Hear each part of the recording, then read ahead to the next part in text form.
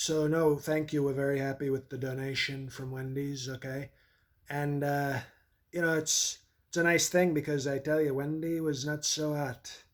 Okay, they wouldn't use a cartoon of her if she was like a hot redhead. Okay, like the one from Mad Men. That's a little thick for me, but that's a redhead. If Wendy looked like her, I think it was Joan. You think they'd be using a cartoon?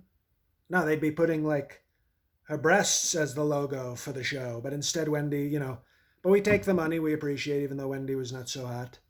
And but I'm having a great time with the evangelicals. They're great, great people.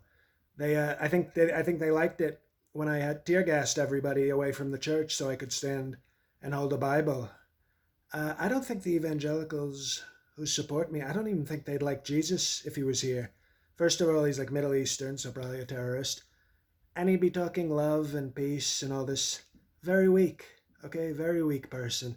Let me tell you something. If Jesus was in front of that church last night, I would have punched him right in the face. I mean, I would have really, I would have sent a strong message. You got to dominate. When the Prince of Peace, and that's what they call him, I don't think he's that. He was no real prince. But we love him. We love, Jesus, blah, blah, blah.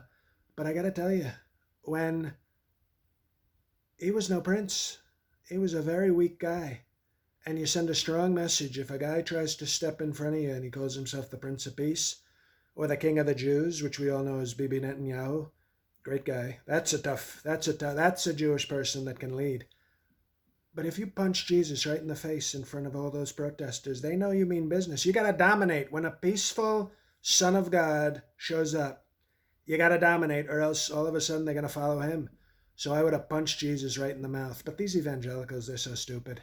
The ones that support me anyway, I think they just want all the Old Testament nastiness, which I love, but without any of the like niceness of the New Testament.